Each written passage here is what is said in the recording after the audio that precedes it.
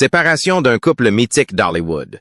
Clint et Dina Eastwood. Elle vient de demander la séparation de corps après 17 ans de mariage. Tout le monde connaît la légende Clint Eastwood, mais peu connaissent vraiment l'homme derrière l'image. 8 enfants de 6 femmes différentes. Une fille gardée secrète pendant près de 40 ans. Un procès qui a failli ruiner l'une de ses anciennes partenaires et a révélé des choses qu'Hollywood tentait d'étouffer. À 95 ans, Clint s'est assis devant les caméras et a prononcé des paroles qui ont glacé l'assistance. Non seulement à propos de sa famille, qu'il avait toujours tenue à l'écart, non seulement à propos de ses enfants dont il parlait rarement en public, mais à propos d'une vérité qu'il avait gardée secrète bien plus longtemps que quiconque ne l'imaginait. Ce qu'il a révélé a choqué même ceux qui pensaient bien le connaître. Clint Eastwood, né Clinton Eastwood Jr., le 31 mai 1930 à l'hôpital St. Francis Memorial de San Francisco, en Californie, était le fils de Clinton Eastwood Sr., vendeur d'obligations, qui s'est ensuite orienté vers l'industrie manufacturière. Sa mère, Ruth Runner, est d'abord restée au foyer, avant de travailler chez IBM. La vie aurait dû être stable, mais la Grande Dépression en a décidé autrement. Le travail lui échappait sans cesse, un emploi après l'autre. Vendor, puis autre chose, même détective pendant un temps. De ce fait, la famille n'arrêtait pas de déménager, d'un endroit à l'autre, puis encore un autre. De San Francisco aux environs d'Oakland, petits appartements, nouvelles rues, nouvelles écoles. Clint devait sans cesse recommencer. Même enfant, ce genre de vie laisse des traces. Les choses finirent par se calmer en 1940. La famille s'installa à Piedmont, en Californie. C'était un quartier paisible et aisé, loin des difficultés que l'on imagine généralement pendant la Grande Dépression. Ils vivaient dans une maison modeste, mais le quartier offrait des clubs privés, de l'espace et du confort. Pour la première fois, il n'y eut plus de mouvements brusques. Clint resta là jusqu'à sa majorité. Pourtant, quelque chose en lui ne trouvait pas la paix. Peut-être que cela venait de ses premières années de déménagement. Peut-être que cela venait du fait d'avoir vu son père lutter pour survivre. Ou peut-être que c'était quelque chose qu'il avait construit lui-même. Au fil du temps, Clint a commencé à élaborer un récit sur son passé. Il parlait des épreuves traversées, des nuits sans réconfort. À propos des épreuves qui l'ont endurci. Mais la vérité était tout autre. La vie dans le Piémont était stable. Sa famille vivait bien. Ils avaient des choses que d'autres n'avaient pas. Des voitures, de l'espace, et même l'accès à des endroits pour lesquels certains avaient travaillé toute leur vie. Cette histoire qu'il racontait est devenue une partie intégrante de lui. Elle lui donnait un avantage. Elle le rapprochait des gens ordinaires. Et plus tard, lorsqu'il est apparu à l'écran dans le rôle d'un homme taciturne et dur, issu d'un milieu défavorisé, le public l'a cru. Sa scolarité fut difficile. Il eut des problèmes de notes et dut redoubler. Les professeurs ont essayé, mais Clint n'appréciait guère les livres ni les salles de classe. Arrivé au lycée de Piedmont, sa frustration s'est muée en rébellion. Il a repoussé les limites, enfreint les règles, et est allé encore plus loin. Un jour, il a écrit quelque chose de grossier sur le tableau d'affichage de l'école. Un autre jour, il a brûlé une effigie dans la cour de l'école. Ce n'était pas une mince affaire. C'était bruyant, public et impossible à ignorer. L'école lui a demandé de partir. Et du jour au lendemain, il était renvoyé. Il intégra le lycée technique d'Oakland et y termina ses études, obtenant son diplôme en 1949. Mais même alors, rien ne changea vraiment. Il ne manifestait toujours aucun intérêt pour les études. Ce qui rendait la chose encore plus étrange, c'est qu'il avait du talent. Il était fort, rapide et athlétique. Il savait jouer du piano et même divertir le public avec des airs de ragtime. Pourtant, il refusait de se joindre à des équipes, ni sport, ni musique, ni groups. Il restait à l'écart, toujours un pas en retrait. Ce choix l'a suivi après la fin de ses études. Au lieu d'aller à l'université, il s'est retrouvé à travailler. Un emploi, puis un autre. Maître nageur, employé de supermarché, livreur de journaux, pompier forestier, ouvrier sidérurgiste, caddy de golf. Il n'a jamais gardé aucun de ses emplois longtemps. Il travaillait, gagnait un peu d'argent, puis passait à autre chose. Il n'y avait pas de chemin tout tracé, juste du mouvement.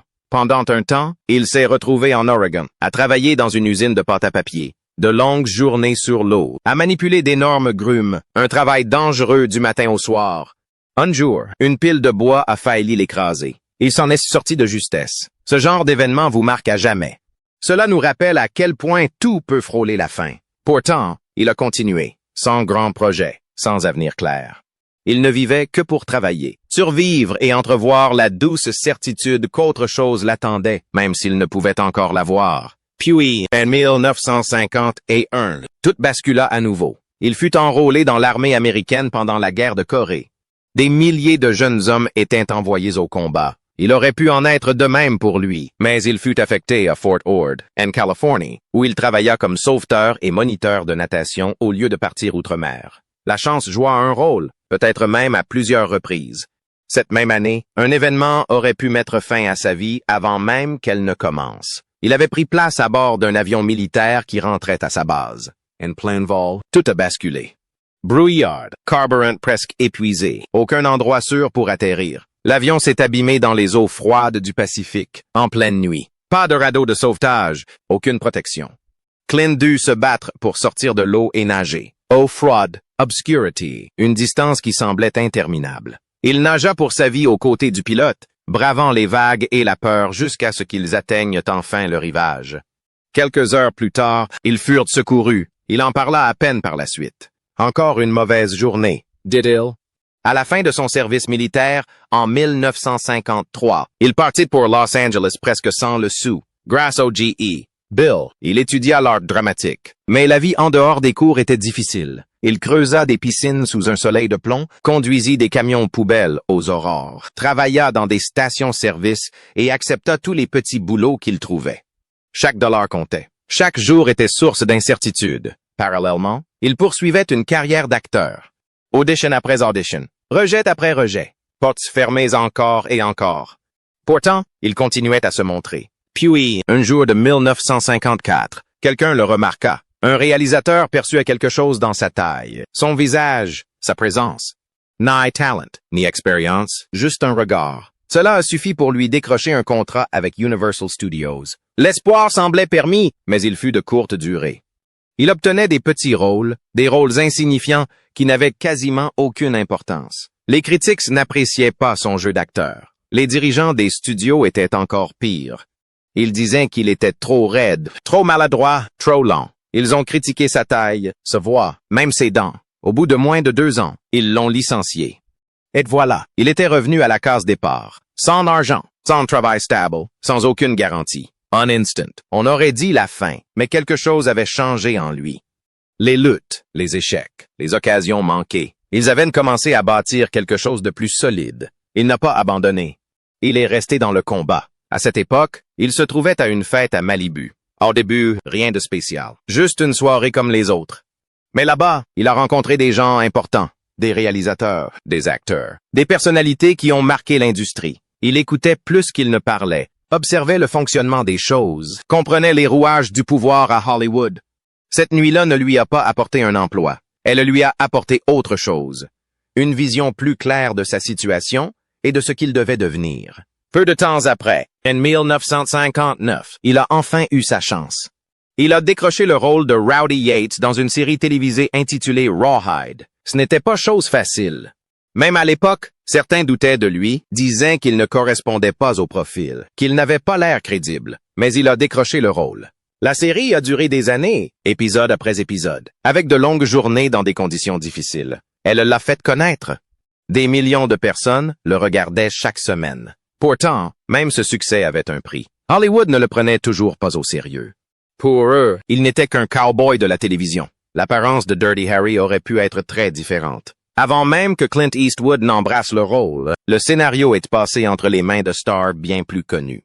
Warner Brothers avait initialement conçu le projet pour Frank Sinatra, mais ce dernier se désista pour raisons de santé et en raison de problèmes contractuels. Le studio se tourna alors vers John Wayne, qui refusa le rôle, jugeant le film trop violent et politiquement trop extrême. Paul Newman refusa également. Il jugeait le scénario trop dur et moralement ambigu, incompatible avec l'image qu'il s'était forgée. Ce n'est qu'après tous ces refus qu'Eastwood, à 41 ans, accepta le rôle pour un salaire modeste et une part importante des bénéfices.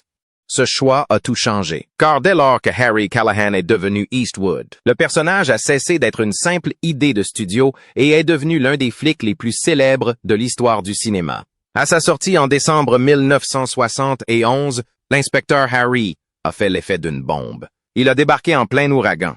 Les organisations de défense des droits civiques et les associations féministes ont immédiatement dénoncé le film, l'accusant de glorifier les violences policières et de véhiculer une vision du monde dangereuse. Certains critiques ont pointé du doigt la scène où Harry menace un suspect noir avec une arme et prononce la désormais célèbre réplique sur la chance. D'autres se sont concentrés sur la manière dont le film traitait la violence, notamment les moments qui semblaient encourager le recours à la force sans hésitation.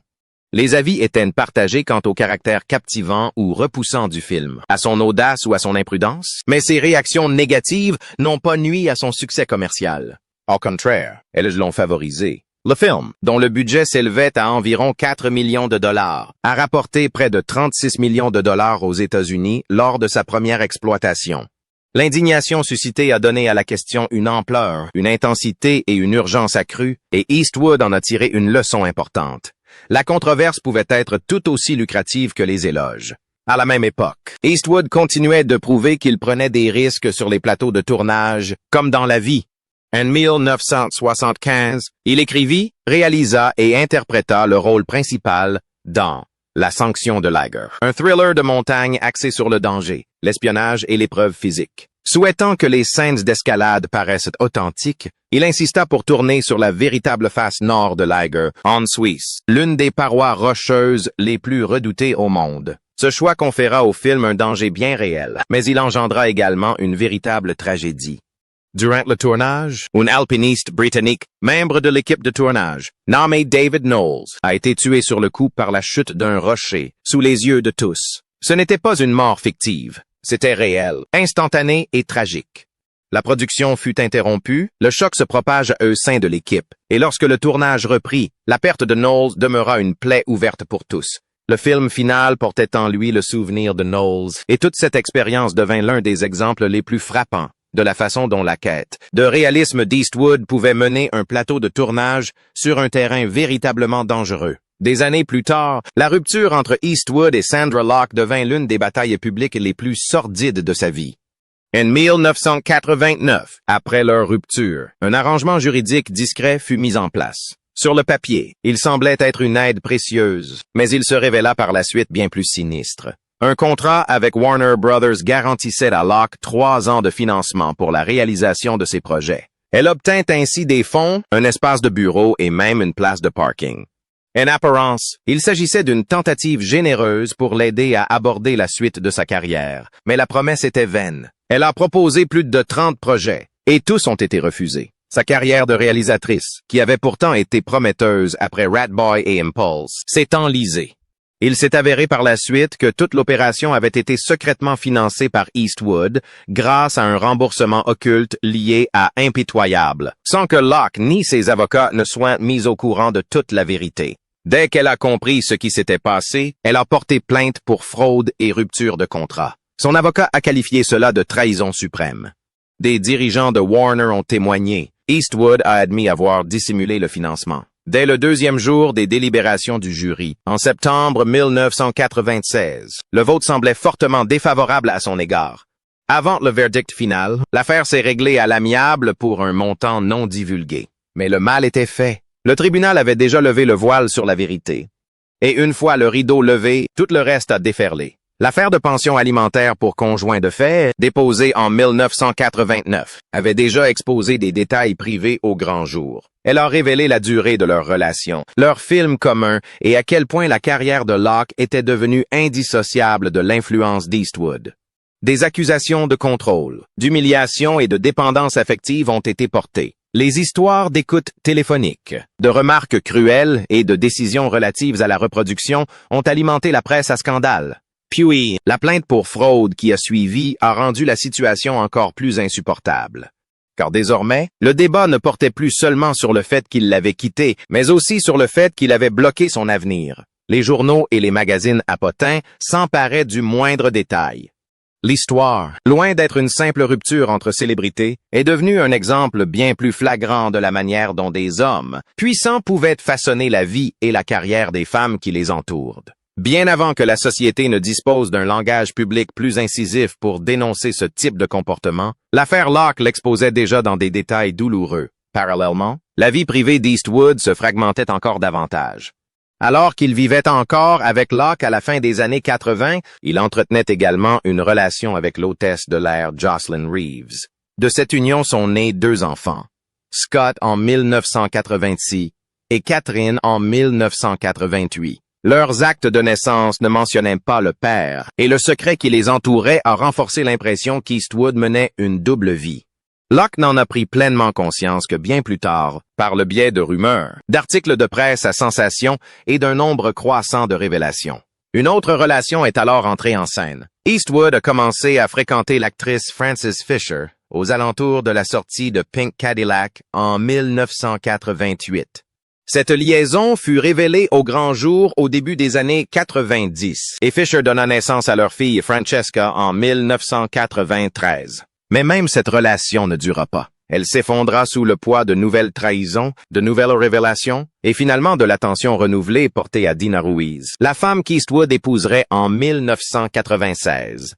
Pris ensemble, ces éléments formaient un tableau difficile à ignorer. Derrière une voix calme et une image maîtrisée se cachait un homme naviguant constamment entre femmes, enfants et foyers, dissimulant souvent une vie à l'autre, puis vint impitoyable, et avec lui l'un des plus nets retournements de situation de sa carrière. En août 1992, juste avant la sortie du film, Roger Ebert publia un article suggérant que Eastwood était peut-être sur le déclin. Il avait 62 ans. Le western s'annonçait mal et beaucoup dans l'industrie pensaient que le film serait un échec. Certains studios partageaient discrètement cet avis. Ils y voyaient l'œuvre d'une star sur le déclin tentant de ressusciter un genre moribond. Mais dès sa sortie, la réaction changea radicalement. Les critiques l'ont encensé. Le public a suivi, puis les Oscars ont officialisé le changement. Le 29 mars 1993, Impitoyable a remporté les Oscars du meilleur film, du meilleur réalisateur pour Clint Eastwood, du meilleur acteur dans un second rôle pour Gene Hackman et du meilleur montage. Le film a également rapporté environ 159 millions de dollars dans le monde entier pour un budget de 30 et 1 million. D'un seul coup, Eastwood a fait bien plus que signer un retour en force. Il s'est réinventé. Il n'était plus seulement l'image dure des westerns et des films d'action. Il était devenu un cinéaste dont l'œuvre pouvait être à la fois brutale, introspective et artistiquement respectée. Ce scénario avait circulé à Hollywood pendant des années, avant qu'il ne s'en empare enfin, ce qui rendait sa victoire d'autant plus savoureuse. Au lieu de se cantonner à un seul type de film prestigieux, Eastwood a opéré un nouveau virage, The Bridges of Madison County. Sorti en 1995, à ce près presque tout le monde. Sur le papier, il s'agissait d'un drame romantique intimiste, un genre que l'on n'attendait pas de lui. Pourtant, il l'a réalisé avec une retenue et une assurance émotionnelle inhabituelle. Tourné en seulement 44 jours dans l'Iowa, le film relatait une brève liaison entre une femme au foyer solitaire, interprétée par Meryl Streep, et un photographe itinérant, joué par Eastwood. Les critiques qui s'attendaient à un échec ont été pris au dépourvu. Le film a finalement rapporté environ 182 millions de dollars dans le monde entier pour un budget de 24 millions. Streep a obtenu une nouvelle nomination aux Oscars. Plus important encore, Eastwood a prouvé autre chose. Il pouvait passer de la violence à la tendresse sans perdre le contrôle. Il pouvait captiver les spectateurs par le silence d'un tireur, puis leur briser le cœur par une scène macabre dans un camion à un feu rouge. 10 ans plus tard, Million Dollar Baby déclencha une nouvelle tempête, mais cette fois-ci d'une toute autre nature. Avant même sa sortie en salle, la rumeur a commencé à circuler concernant la fin bouleversante du film. Maggie, le personnage interprété par Hilary Swank, devient paralysée et demande l'euthanasie. Ce rebondissement a suscité une vive émotion. Les associations de défense des droits des personnes handicapées ont condamné le film. Des manifestants ont organisé des piquets de grève devant les lieux des événements, brandissant des pancartes véhémentes. Certains critiques et animateurs radio ont accusé le film de suggérer que la vie avec un handicap lourd ne valait pas la peine d'être vécue. La colère était vive et publique. Pourtant, une fois de plus, Eastwood se retrouva au cœur d'un film qui suscita autant de critiques que d'éloges. Lors de la 77e cérémonie des Oscars, le 27 février 2005, Million Dollar Baby remporta 4 statuettes, dont celle du meilleur film et du meilleur réalisateur. Ce fut également un immense succès commercial, rapportant environ 216 millions de dollars à travers le monde. Ce qui aurait pu être anéanti par l'indignation devint au contraire un nouveau triomphe. Cette même nuit, Eastwood entre dans l'histoire. À 74 ans et 272 jours, il devint la personne la plus âgée à remporter l'Oscar du meilleur réalisateur. C'était important car cette trajectoire était tellement improbable. Il avait déjà remporté un prix pour Impitoyable à 62 ans, mais il prouvait maintenant que la fin de sa carrière n'était pas un feu de paille. C'était une longue seconde ascension. Ce record tenait toujours des années plus tard, et il a renforcé l'image d'Eastwood comme celle d'un réalisateur qui a continué à repousser les limites bien après l'âge où la plupart des cinéastes ralentissent ou disparaissent. La légende ne reposait plus seulement sur une activité constante. Il s'agissait de rester subversif, pertinent et capable de surprendre bien plus tard que prévu.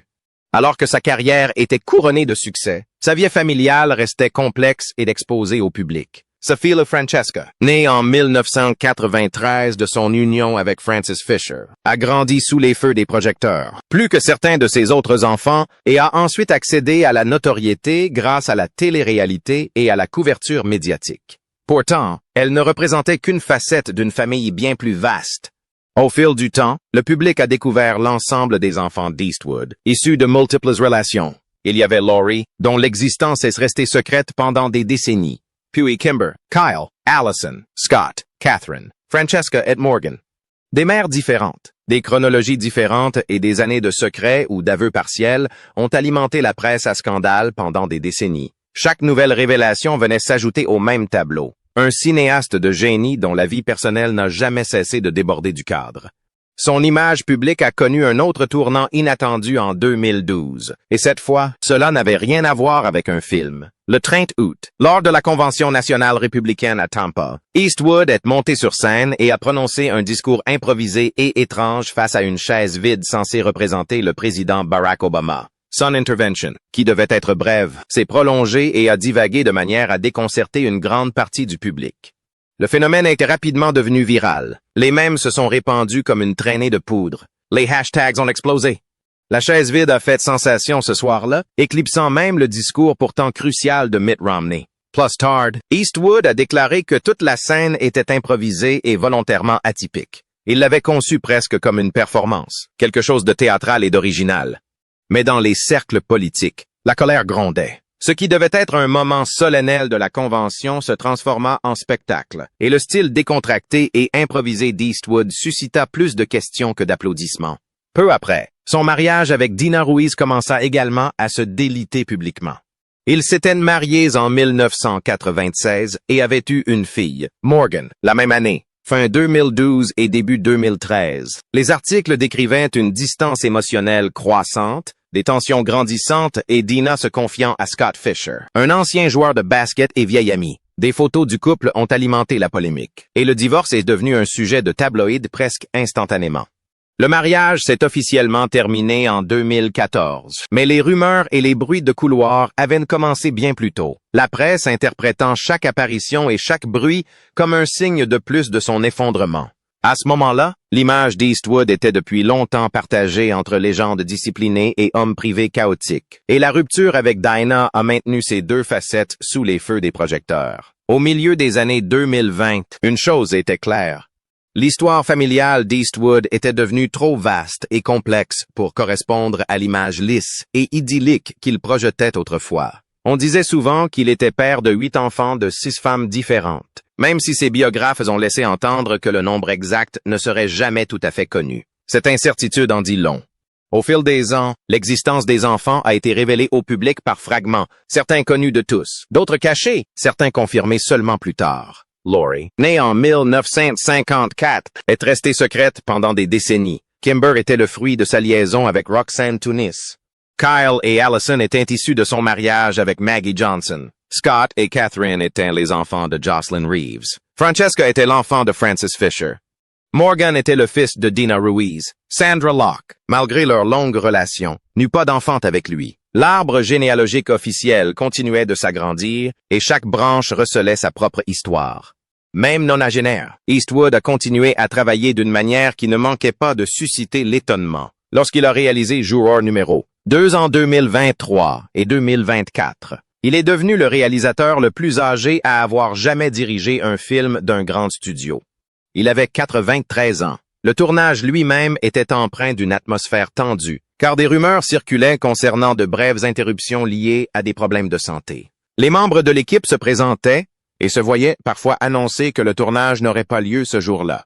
Des rumeurs circulaient sur ses problèmes de dos, sa fragilité et sa capacité physique à supporter un autre tournage complet. Pourtant, Eastwood continuait de diriger comme toujours, rapidement, sans prise supplémentaire, s'appuyant sur des décennies d'instinct et de discipline. C-Style, qui autrefois paraissait synonyme d'efficacité, était désormais aussi une question de survie.